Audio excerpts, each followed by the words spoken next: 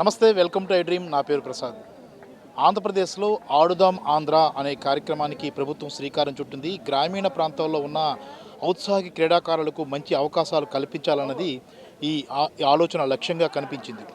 సుమారుగా 2 నెలల పాటు ఈ కార్యక్రమం జరుగుతూ వస్తుంది. చాలా ప్రాంతాలకు సంబంధించిన, గ్రామీణ ప్రాంతాలకు సంబంధించిన యువకులు ఎవరైతే ఉన్నారో వారందరికీ కూడా స్వాగతం పలికింది. అలాగే వివిధ క్రీడల్లో ఎవరైతే రాణిస్తున్నారో వారందరూ కూడా ఒక మంచి వేదికగా ఇవ్వాలన్నది ప్రభుత్వ లక్ష్యంగా కనిపించింది.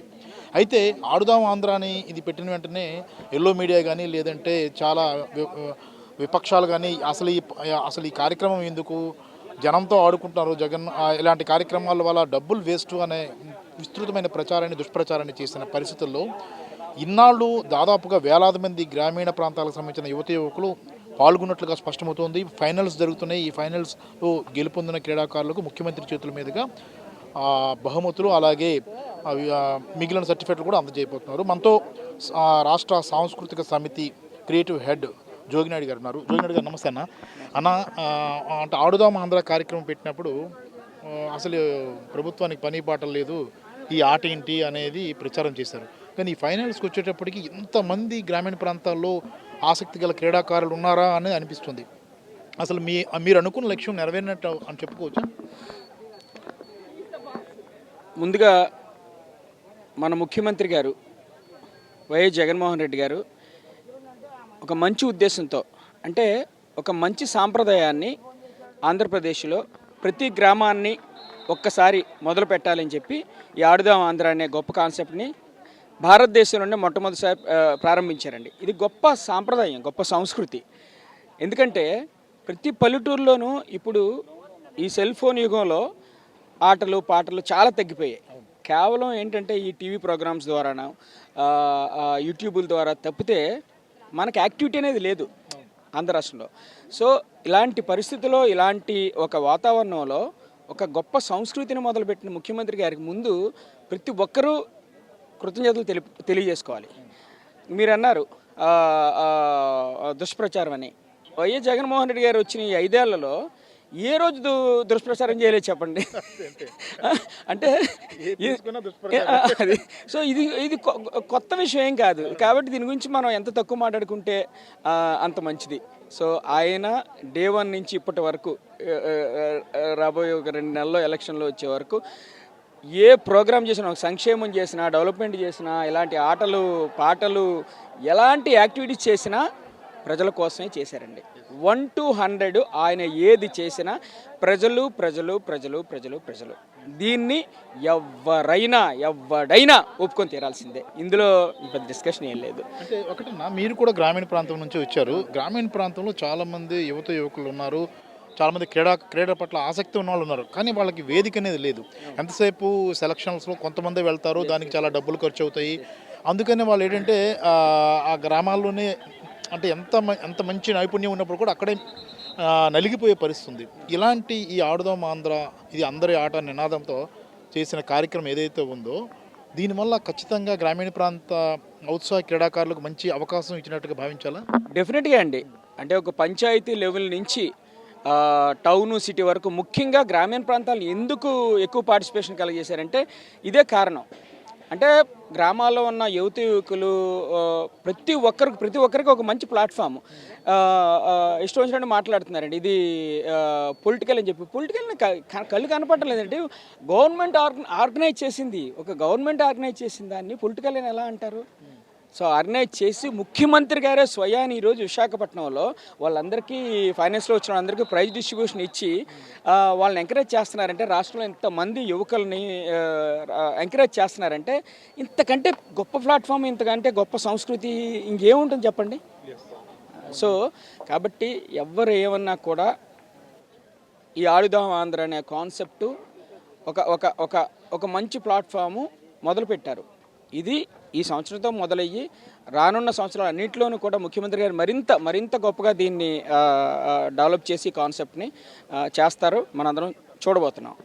ఇంకోటన్నా, మీరు అన్నారు కదా దుష్ప్రచారం అని, నేను అన్నాను, దానికి మీరు కౌంటర్ ఇచ్చారు. అంటే సీఎం జగన్మోహన్ రెడ్డి నడిచినా దుష్ప్రచారమే, కూర్చున్నా దుష్ప్రచారమే, నవ్వినా దుష్ప్రచారమే. దుష్ప్రచారానికి ఇంకా కాలము హద్దు అంటే ఏమీ లేదు. ఇక విపక్షాలకు ఎల్లో మీడియాకి ఇదే పనిగా నడిచిపోతుంది.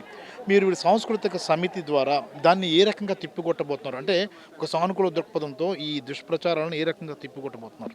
అంటే అదే ఇప్పుడు మీరు అన్నారు చూసారా, జగన్ గారు నడిచిన, మాట్లాడిన, నవ్విన, ముఖ్యంగా నవ్విన ఆ మధ్య పవన్ కళ్యాణ్ గారు ఎంత దారుణం అంటే బేసిక్గానే ముఖ్యమంత్రి గారు ఆయన ఎక్కడైనా కూడా చాలా సాఫ్ట్ స్పోకెను, తర్వాత చక్కగా నవ్వుతూ పలకరింపు. అంటే పెద్దవాళ్ళ దగ్గర నుంచి చిన్న వాళ్ళ దగ్గర నుంచి ప్రతి ఒక్కరిని నవ్వుతూ పలకరిస్తారు, నవ్వుతూ కళ్ళతోనే నవ్వుతూ పలకరిస్తారు. ఆ మధ్య కృష్ణ గారు చనిపోయినప్పుడు హైదరాబాదు పలకరించడానికి ముఖ్యమంత్రి గారు వెళ్తే, అంటే ఎంత దారుణం, ఎంత వర్స్ట్ అంటే పవన్ కళ్యాణ్ గారు అక్కడికి వచ్చి నవ్వుతున్నారంట. జగన్ గారు నవ్వడం ఏంటంటే ఆయన ఎప్పుడు అలా అలా చక్కగా పలకరింపు. అంటే చనిపోయిన మనిషి దగ్గరికి వచ్చి ఆయన కూడా ఏడవాలా, ఆయన కూడా అని చెప్పి ఏడవాలండి. పలకరింపు, వాదార్పు అది ఎంతోమంది పెద్దవాళ్ళు, మునులు, మహర్షులు చెప్తూ ఉంటారు. చావు అనేది ఒక సెలబ్రేషన్ అంటారు. అంటే అక్కడ దాని అర్థం అక్కడ వాళ్ళని ఏడుస్తూ పలకరించాలి కదా. ఆయన ఏంటంటే వాళ్ళకు వాదార్పు అనేది ఒక రాష్ట్ర ముఖ్యమంత్రి అలాగే పలకరిస్తారు. మీకు తెలియదేమో, మనలాగా ఆయన సినిమా పెర్ఫార్మర్ కాదు, ఆయన నాయకుడు, ఆయన సో ఆయన నవ్వును కూడా వక్రీకరించడం అనే ఒక చెత్త సంస్కృతి అసలు నేను ఎక్కడ చూడలేదండి. ఇప్పుడే మొదలైంది. అంటే నవ్వునే తప్పేనా ఇదేంటండి? ఎలక్షన్లో మన ప్లాన్ ఎలా ఉండబోతుందండి? అంటే మన సాంస్కృతిక సమితి తరపున జనాల్ని జాగృతం చేయడం, అంటే యాక్టివేట్ చేయడం కానీ ఆలోచింపు చేయడంలో ఒకవైపు నుంచి విపరీతమైన రాంగ్ అంటే మౌత్ పబ్లిసిటీ పెరిగిపోతుంది, మరోవైపు దుష్ప్రచారాలు ఆల్రెడీ అది ఎప్పటి నుంచో నడుస్తుంది. ఇంకా ఎక్కువ డోస్ పెంచినా జనం నమ్మే పరిస్థితుల్లో లేరు. కాబట్టి మీ వైపు నుంచి ఎలా ఉండబోతుంది? ఇంకా దుష్ప్రచారమే, వాళ్ళు చేస్తున్న దుష్ప్రచారమే వైఎస్ఆర్ పార్టీకి మంచి ప్రచారం, శ్రీరామ రక్ష. సింపుల్. డే 1 నుంచి అదే జరుగుతుంది. ఇప్పుడు ఇంకా ఎక్కువైంది, ఎలక్షన్లు కాబట్టి ఇంకా ఉధృతంగా ఉంటుంది ఇది మొత్తం డెఫినెట్గా. ఎందుకంటే మంచి చేసిన వాళ్ళకి మంచే జరుగుతుందండి. అది జగనన్న చెప్పినట్టు ఆయన వల్ల లబ్ధి పొందిన ప్రతి పేదవాళ్ళు ఎవరైతే అన్ని రకాలు ఏ రకంగా లబ్ధి పొందిన మనిషి వాళ్ళు మీరే మా క్యాంపెయిన్ అన్నారు. సో కాబట్టి మాలాంటి సినిమా యాక్టర్లు ఆయన మీద అభిమానం కొలిది ప్రచారం చేస్తాం డే 1 నుంచి మాకున్న ఇష్టం మీద.